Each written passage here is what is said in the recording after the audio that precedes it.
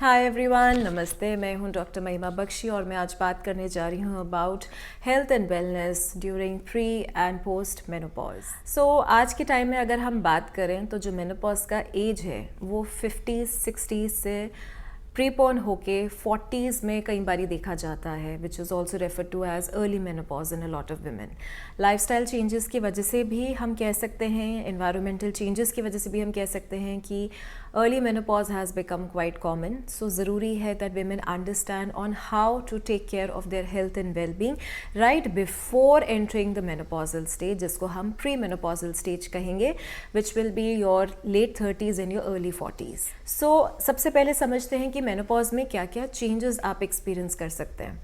आपका metabolism slow down हो जाता है, जिसकी वजह से आप देख सकते हैं कि आपको कॉन्स्टिपेशन का प्रॉब्लम है, आप ब्लोटिंग महसूस करते हैं और आपका वेट गेन भी जो है वो स्टार्ट हो जाता है।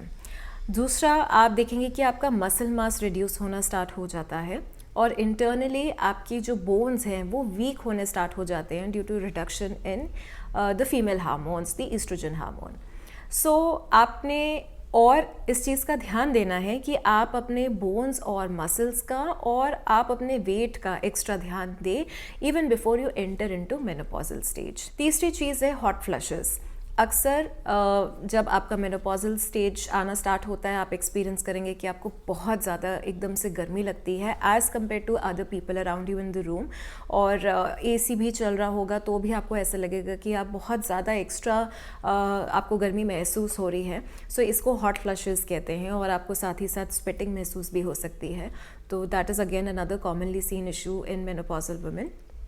सो आपने इस चीज़ का भी ध्यान देना है कि आप जहाँ भी जाएं, आप अपना जो भी वेन्यू है, लोकेशन है, वो उस हिसाब से चूज़ करें जहाँ पे आपको एक कंफर्टेबल वेंटिलेशन मिले, कंफर्टेबल एनवायरनमेंट मिले, सो दैट आपको बहुत ज़्यादा एक्सेसिव स्वेटिंग ना हो।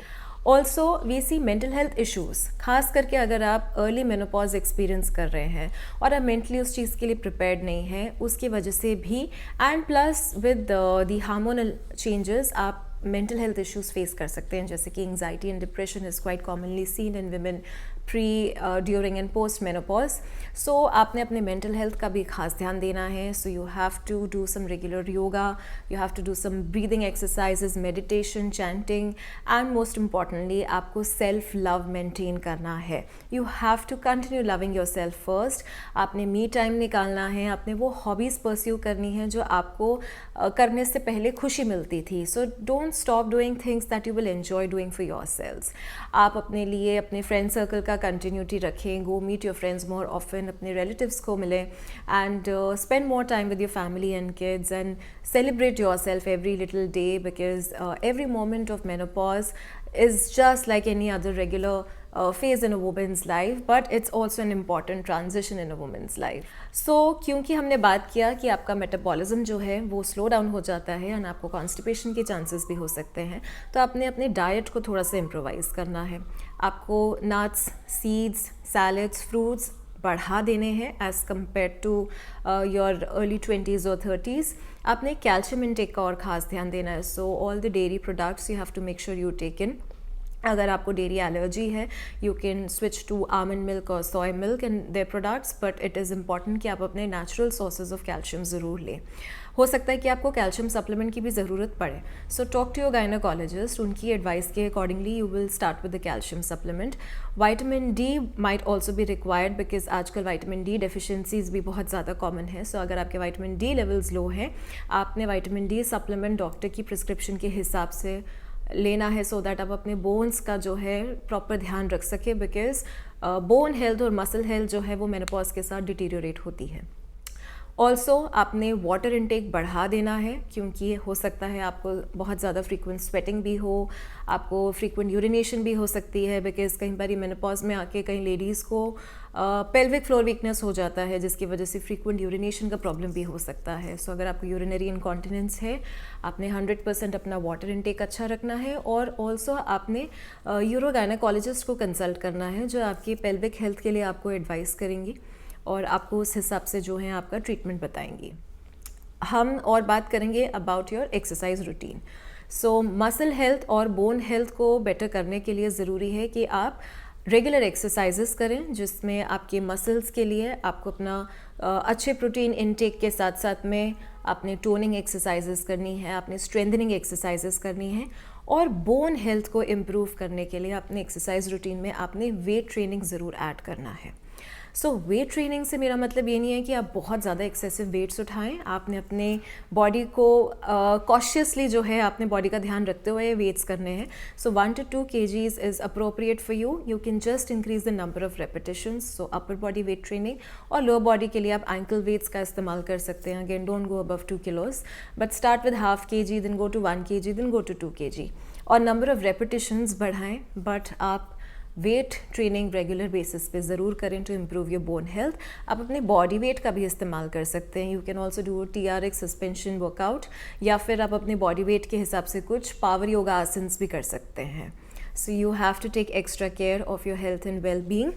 अगर आपको बहुत ज़्यादा सीवियर कॉन्स्टिपेशन है तो आप डॉक्टर से डिस्कस करके लैक्सेटिव्स भी स्टार्ट कर सकते हैं, जो कि आपको बेड टाइम सिरप्स लेने होते हैं ताकि नेक्स्ट डे मॉर्निंग आपके बाउल्स जो है वो प्रॉपर्ली क्लियर हो जाएं।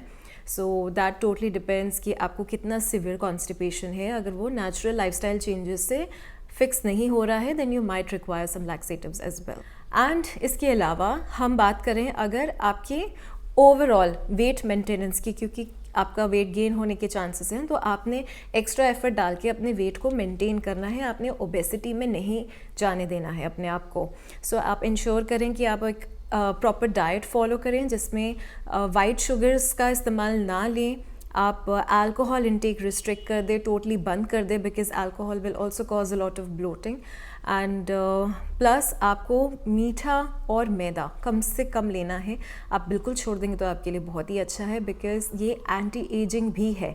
तो अगर आप वाइट शुगर और मैदे के प्रोडक्ट्स आप टोटली क्विट कर देते हैं तो आप देखेंगे कि आपके फेस पे जो एजिंग के साइन हैं वो भी रिड्यूस हो जाते हैं। तो क्योंकि 40s and 50s में आपकी स्किन एजिंग होनी भी स्टार्ट हो जाती है। So by changing your diet you can also take care of your skin. And आप एंटी एजिंग के पॉइंट ऑफ व्यू से अपना डाइट और एक्सरसाइज रूटीन फॉलो करेंगे। So this will also help you to look younger in terms of your skin care.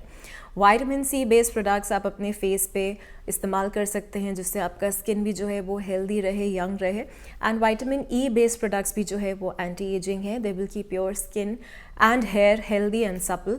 सो आप vitamin C और vitamin E based products ज़्यादा use करें for your skin and hair care.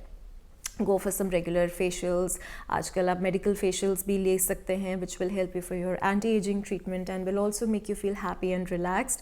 And most importantly don't feel embarrassed or don't feel uncomfortable about accepting the fact that you are entering menopause. It's another transition in your life. आप इसको जितना happily accept करें आपके लिए mentally उतना अच्छा होगा। आप अपनी हेल्थ का खास ध्यान दें सो दैट आपको हेल्थ इश्यूज़ जो हैं वो ना हो। एंड रेगुलर चेकअप्स के लिए ज़रूर जाएं। So at least once in a year go for your preventive health checkup, go see your gynaecologist and regular breast examination ज़रूर करें। If you experience any kind of lumps or any abnormality in your breast, please consult your gynecologist on time. At least get your mammography screening done, breast screening done, and also get screened for cervical cancer on regular basis. You can go for a pap smear test. तो आपके overall अगर आप अपने health का खास ध्यान देंगे, आप अपने हेल्थ के ज़रिए आप अपने मेनोपॉज को एंजॉय कर पाएंगे सो दैट आपको हेल्थ प्रॉब्लम्स ना हो and you can stay healthy and fit so that even when you reach your 60s you will still feel and look 40.